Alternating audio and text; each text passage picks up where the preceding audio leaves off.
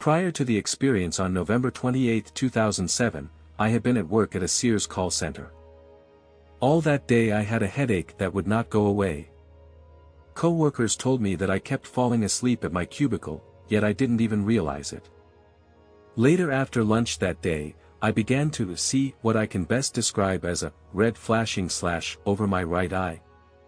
It remained there the rest of the day. I mention this and will explain later.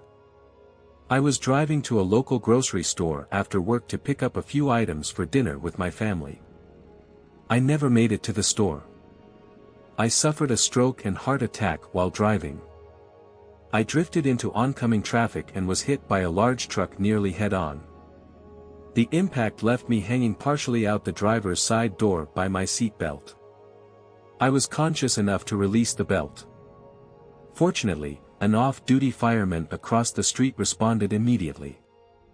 The crazy thing is that I was outside my body watching the EMT drop his taco and run across the street to help me.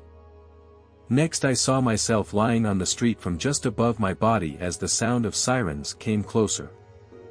Half of my body was bathed in what I can best describe as a white and silvery light, with the other half of me bathed in the darkest of blacks. I don't know why, but something told me that the side with the deepest of black was something no one could return from. Off to my left, I heard a voice chewing me out for how I had lived my life to that point and that God doesn't take fence-sitters. The voice then stated, "Go back and experience the pain you've caused others." 6 days later, even though it felt like just a few hours, I awoke from a coma.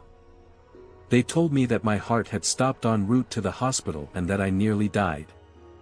When I awoke my wife was there. I was told that I had congestive heart failure, at age 49. I was also told that I would have many months of physical therapy and that it would be a long road back. I was weakened by the stroke on my left side and it sure appeared that many months to recover. I couldn't count to 10, nor could I even say the alphabet. A month later, I was released from physical therapy on Christmas Day 2007. I walked out of the hospital not perfect, but I did walk. God is truly great. Update: couple of odd things happened while in the intensive care unit.